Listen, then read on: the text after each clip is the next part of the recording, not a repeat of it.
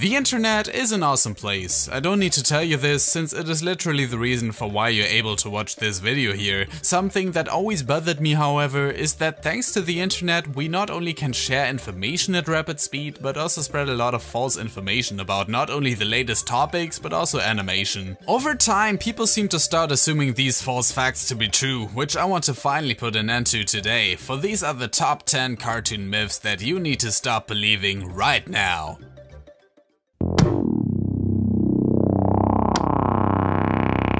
Let's start off with a bit of a lighter one.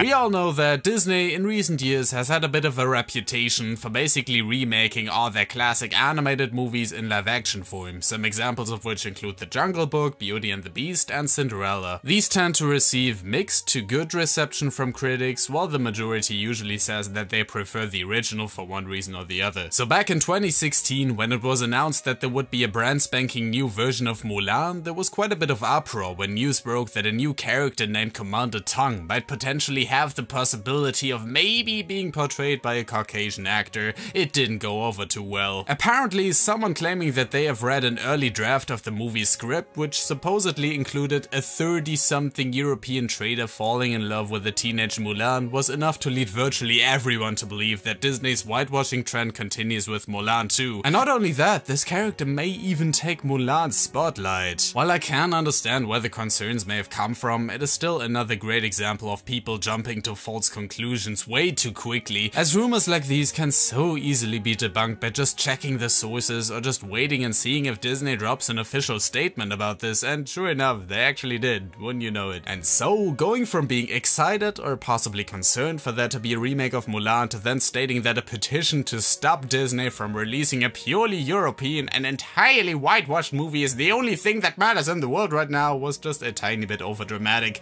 as in the end it was just a rumor.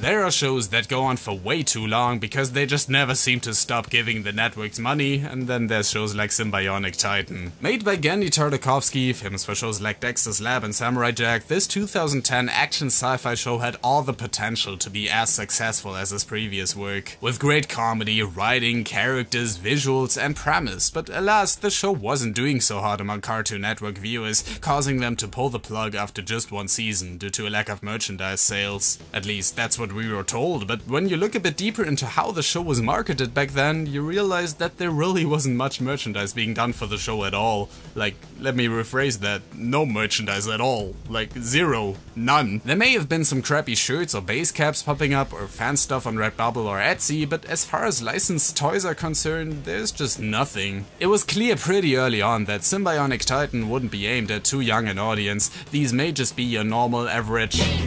But the conflict in the show is very real, and some of the visuals can be intense, and others just definitely not meant for kids. So when Cartoon Network realized this, they were like, oops, this will be kinda hard to market, won't it? And failed to find any toy manufacturer to sign a contract for this. It wasn't that there weren't enough characters to justify selling toys off, in fact there would be more than enough to do that, but while it would be a logical assumption to say that the show was cancelled because not enough people were buying them, it would be more accurate to say that there were only a few people not being able to buy toys not available to them, which shrouds the future of Symbionic Titan in mystery.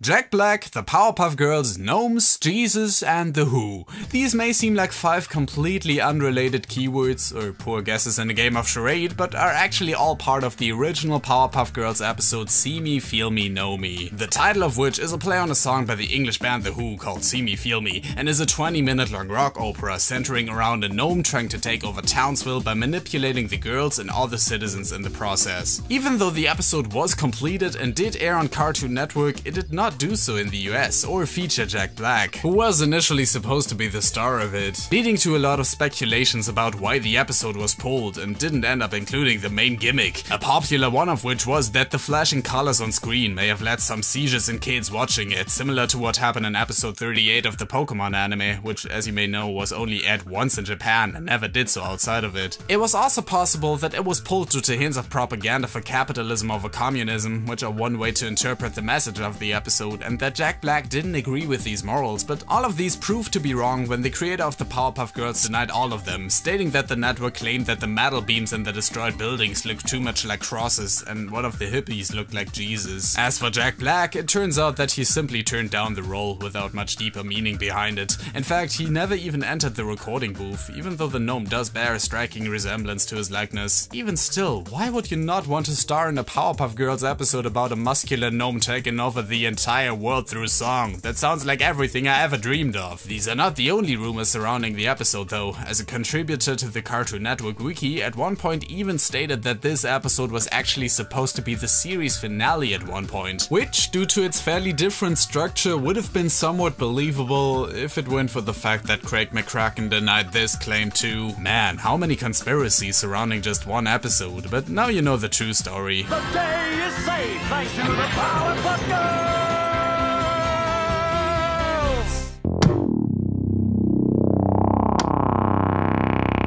Now that we discussed an episode that was already fully completed and was shown in some parts of the globe, how about we talk about one that was never even aired? Enter Dead Bart, a Simpsons Season 1 episode that was supposedly locked away, never to be seen by the public. Apparently, it has had a very negative impact on series creator Matt Groening, causing him to behave very strangely while in production on it, becoming depressed and anxious because of its morbid nature, and only revealing it to one fan that just so happened to know about it from the series director David Silverman himself. According to said fan, Groening gave him a sheet of paper with a link to a website containing a download link to the episode, clicking which caused the fan's computer to combust into flames, yet fortunately he was able to download the episode onto a DVD. In it, he saw the Simpsons on a plane trip, during which Bart gets sucked out of a window, falls to the ground and dies. Yeesh. The rest of the episode follows each of the family members coping with Bart's death, or at least trying to. Supposedly, it also shows the graves of many of former guest stars on The Simpsons, going so far as to stating that it even predicted the dates of many of their real-life deaths. If you weren't yet fully convinced, this is pretty much a dead giveaway that this is nothing more than a made-up internet myth. Dead giveaway. This is actually a pretty well-known creepypasta that, despite their lacking any evidence to support the episode's existence, many people actually choose to believe is real. However, there's very conclusive evidence against the episode being anything more than a creepypasta, the most obvious of which being that it was literally posted on the website of the same name.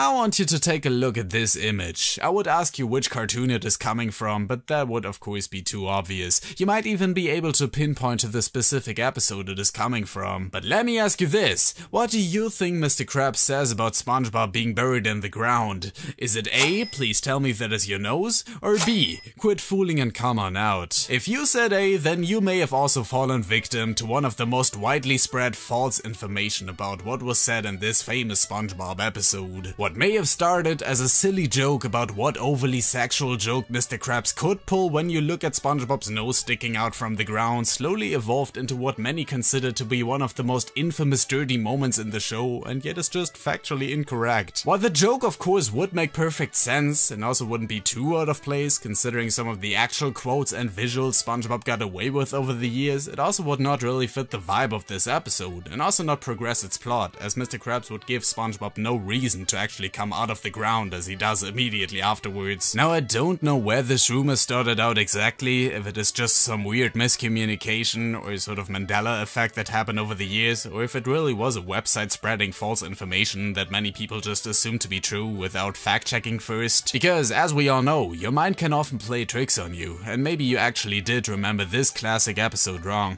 Fact of the matter is, Mr. Krabs said nothing sexual at all in this episode, and this is just a myth. Timmy Turner's parents in The Fairly Odd Parents have always been two characters that were shrouded more into the background, with only very few episodes actually diving into their backstory. But even then, or anywhere else in the show, did we ever get to hear their names. It has been one of the show's main running gags, but of course has kept many fans guessing for years. But despite now even having entered the internet age where you could basically drill any cast member of the show, there is still no answer as to what dad and mom's real names actually are.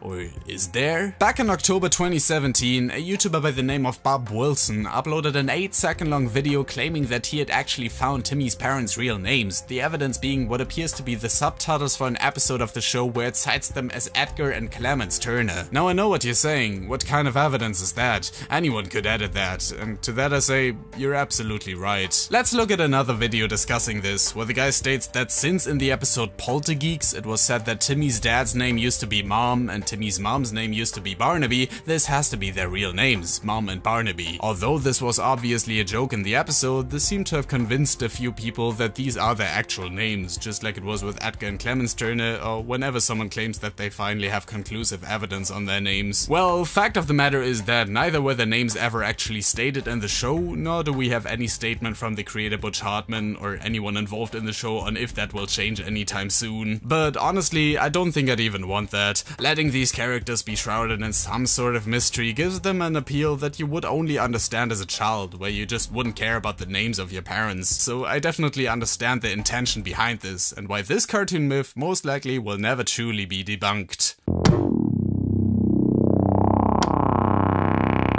As a kid growing up, it was always kinda weird to me that Donald Duck, the most famous cartoon duck of all time, doesn't wear pants. Actually, no, that's a lie. I never found it weird because, well, many cartoon characters don't, and even if they did, why would I care? They're cartoons. Therefore, it was even weirder for me to hear that in Finland, Donald Duck is actually banned from airing altogether, just because he doesn't wear pants. Isn't that crazy? Those weird Finlandians with their strange laws and moralities. They're almost as weird as the media spreading lies about the ban of cartoon characters. Because even though the story is very widely believed to be true, it actually only holds some merit to it. While it is true that Donald Duck magazines were banned in Finland for a short period of time, it was only due to the town of Helsinki being in a bit of a precarious situation in terms of their financing back in 1977. In an attempt to revitalize the city's economy, they switched from purchasing Donald Duck magazines to apparently more affordable hobby and sports publications for their youth centers. The Liberal Party representative that proposed the idea was quickly antagonized as the person responsible for the ban on Donald Duck, which the media ate up almost immediately, which then transferred to international press, and in a classic mixture of miscommunication and sensationalism, the myth of Donald Duck being banned in Finland due to not wearing pants was born.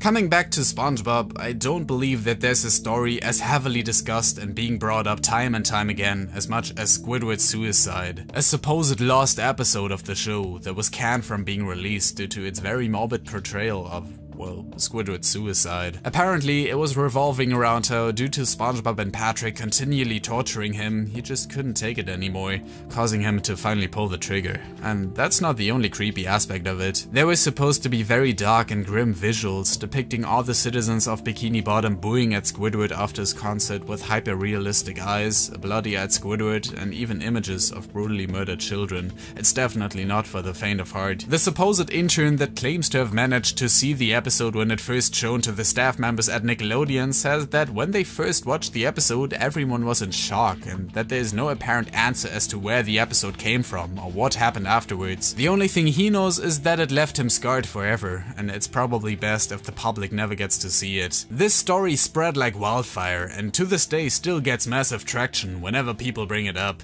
It's become sort of an internet staple, and people still claim to have seen the episode when it first aired, leading many to believe that it actually exists.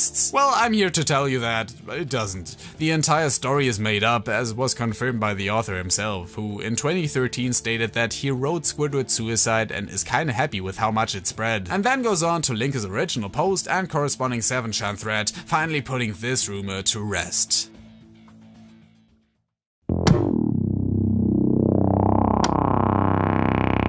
Ah, Tom and Jerry, a truly iconic series and staple of not only animation but television in general. The simple appeal of a cat chasing after a mouse and the hijinks that ensue because of it have made for some classic shorts everyone is aware of, including the one where they were literally sitting on a railroad waiting for a train to roll them over.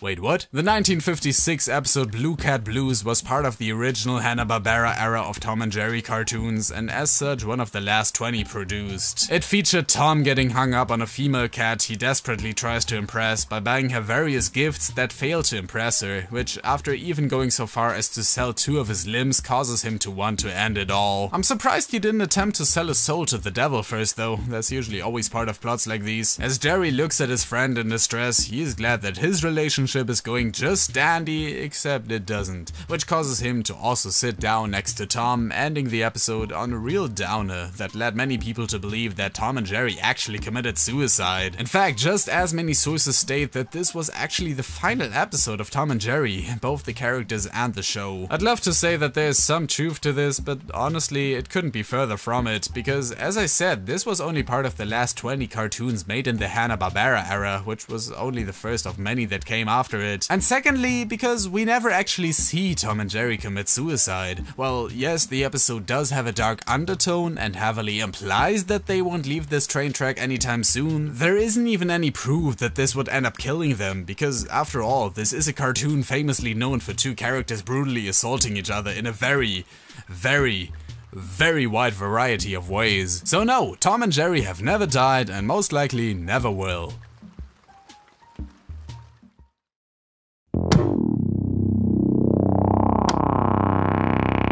By far the biggest cartoon myth and falsely attributed title to an entire current trend is what many refer to as the Cal art style. The idea that most of, if not all, modern Western animated series look the same due to their simplistic approach to character design and visuals in general. These quote-unquote bean-mouth cartoons include shows like Star vs. the Forces of Evil, Gravity Falls, The Amazing World of Gumball, and Clarence, which according to the overwhelming majority of critics of this art style are all made of the same slump. But while there is definitely merit to the claim that there are similarities to be found within the shows I just mentioned, labeling it as the Cal art style is factually incorrect. For those of you who don't know, Cal Arts refers to the California Institute of the Arts, where many renowned animators got their start, including the likes of John Lasseter, Brad Bird, Alex Hirsch, Pete Docter, and Butch Hartman. Whereas most of these graduated many years ago, what people refer to as the Cal art style today really only describes cartoons coming out after 2010, therefore labeling this trend of disgust with the school, which is because some alumni of the school went on to start the trend of the bean mouth and or followed suit with the shift in animation. However, that neither means that there wasn't a Cal art style before, nor that every cartoon coming out of Cal Arts is animated exclusively in the way some people make it out to be the case. Furthermore, the term was initially coined by Ren and Stimpy creator John Chris Felucci and was meant to criticize the rise of Disney-inspired animation in a blog post back in 2010. Therefore, some time before what we now refer to as the Cal art style rose in popularity, and whether it is to write off an entire art trend or simply because of misinformation, what some refer to as the Cal art style is nothing more than a myth. And hey, if you're in the mood for a great example of a show that may have some of the Cal Arts aesthetic but is an absolute delight regardless, check out my love letter to Gravity Falls or some of my other videos in general. Thanks also to RoboBuddies, Awestruck Vox, and Shadowstreak for helping me out with this video, and of course my supporters on Patreon. This was Cosmodore, and I'll see you soon.